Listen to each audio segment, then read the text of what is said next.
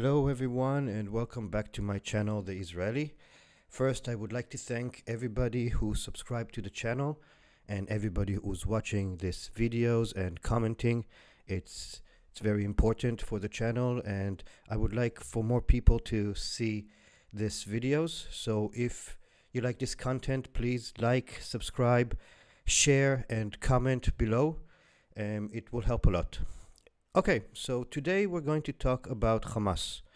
I think it's time we talk about Hamas. First, I want to say that when I'm going to talk about Hamas, I am not talking about the Palestinian people. I am not talking about the Palestinian Authority. I am not talking about Abu Mazen. I am not talking about the PLO. And I'm not talking about the local Palestinians who are living in Gaza. I'm talking about the terror organization Hamas, which is running Gaza and making people's life in Israel and people's life in Gaza hell. Now, if you're pro-Palestinian, I can understand you.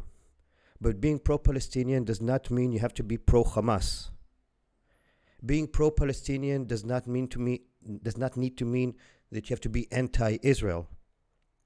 Yeah, this is not a zero-sum game. You don't need to be for one group and against the other. This whole conversation that I hear of people criticizing Israel, and it's okay to criticize Israel. People have the right to criticize Israel. But the criticism is not criticizing the government or criticizing the acts of Israel. It's criticizing the existence of Israel. And that's how it sounds most of the time.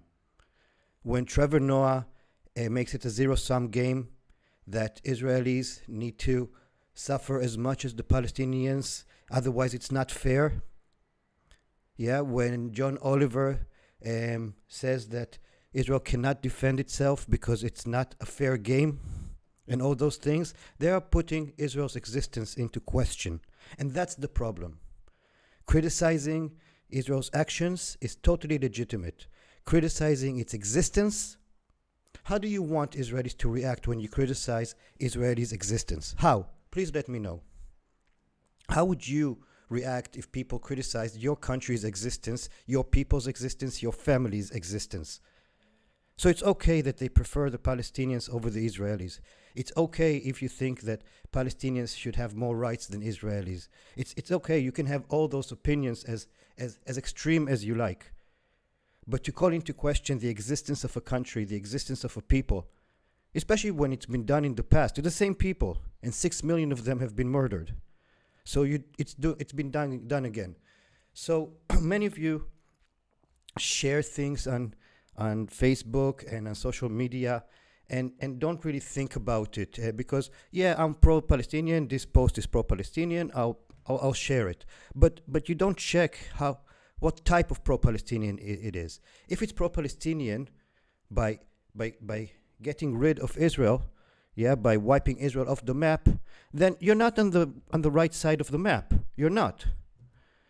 And it's fine to be pro-Palestinian and pro-Israeli and to be more on the side of the Palestinians or to be more on the side of the Israelis. It's okay.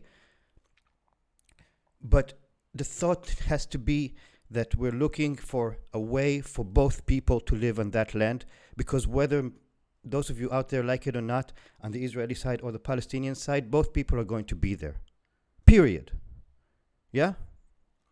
Maybe in some of the Jewish people, Israeli Jewish people's dreams, the Palestinians are going to disappear, and maybe in some of the Palestinian people's dreams, the Jewish people are going to disappear.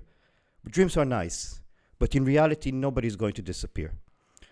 So again, I'm not criticizing the Palestinian people. I'm criticizing here Hamas, a terror organization which is a nightmare to everybody in the area. When I say everybody, I mean everybody. To Israel, to the Palestinian people living in Gaza, and even to Egypt. To everybody in the area. Okay, so let's start and see who is this group Hamas that is controlling Gaza at the moment. So this here is the Hamas charter, which more or less puts all the points of Hamas, just like any political party has a charter where it more or less lets its voter knows what it's for and what it's against. So this is the Hamas Charter. Okay, so it was issued on August 18th, 1988. The Islamic Resistance Movement, also known as Hamas. This is the manifesto, 36 separate articles. Okay, so the goals of Hamas. The Islamic Resistance Movement is a distinguished Palestinian movement whose alliance is to Allah and whose way of life is Islam. It strives to raise the banner of Allah over every inch of Palestine. Every inch of Palestine. This is not about Gaza. This is about the whole of Israel. And the destruction of Israel. Israel will exist and will continue to exist until Islam will obliterate it, just as it obliterated others before it. Again, the destruction of Israel. When you post things that support Hamas, you're supporting the destruction of Israel. Just so you know, when you do it. The exclusion Muslim nature of the area. This is a Muslim land. Israel is a Muslim land. They cannot give it away, no matter what. A call for jihad.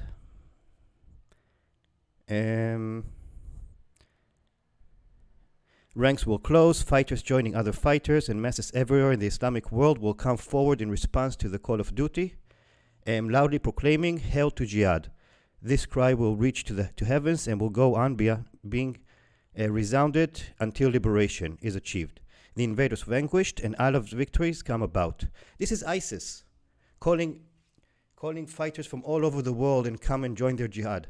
This is ISIS. What is the difference? Rejections of negotiation peace settlements. There is no solution for the Palestinian people except by jihad. There is no solution for the Palestinian people problem except by jihad. Initiatives, proposals, and international conferences are but a waste of time and exercise in futility.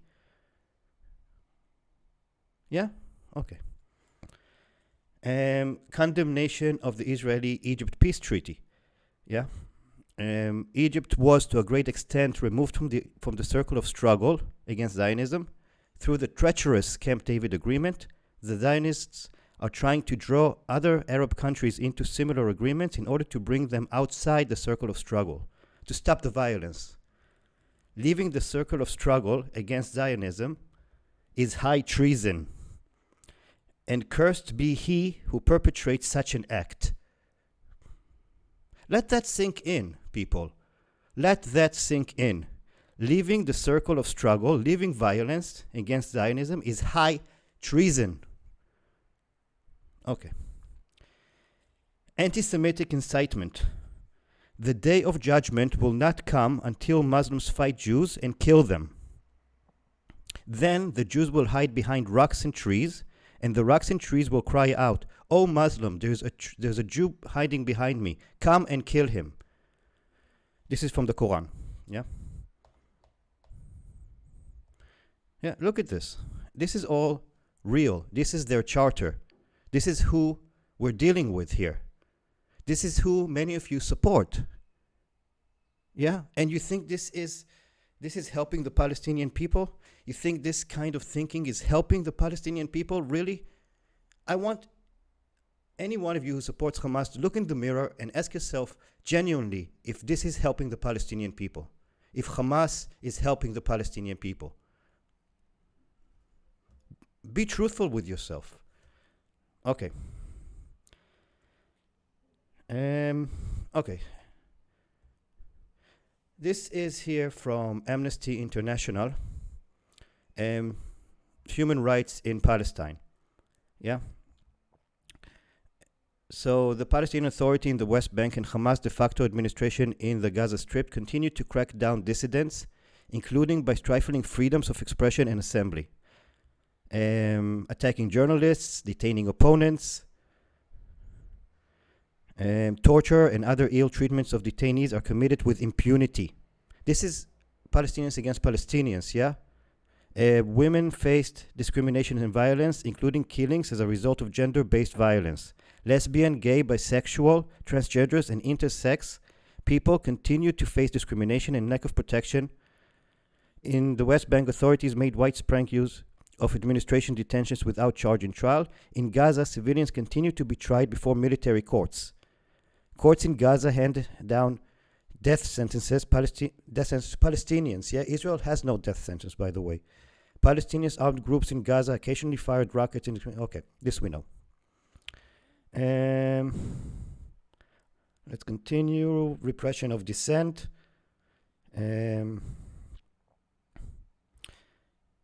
So here it's not a democratic, the Palestinian Authority and Gaza is not democratic, so they do go down on dissent, arrest opposition. Between 11 and 25th of June, authorities in Gaza arbitrarily arrested more than 50 Fatah affiliate activists in relation to their plans to organize demonstrations to mark the 14th anniversary of the infighting between Fatah and Hamas.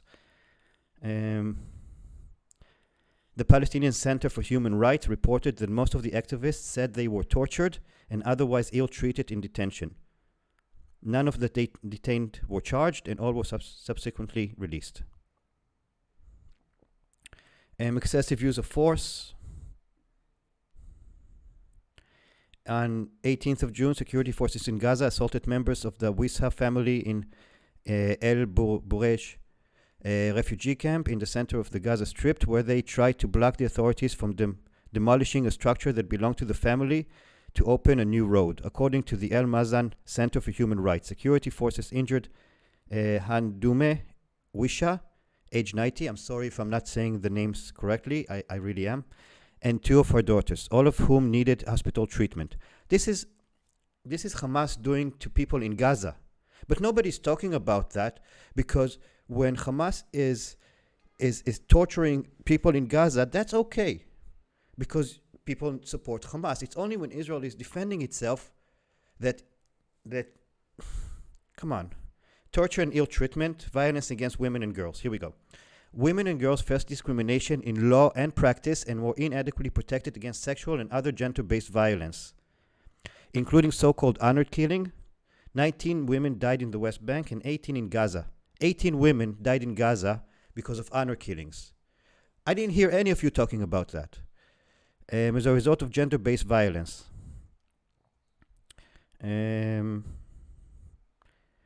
Rights to a fair trial.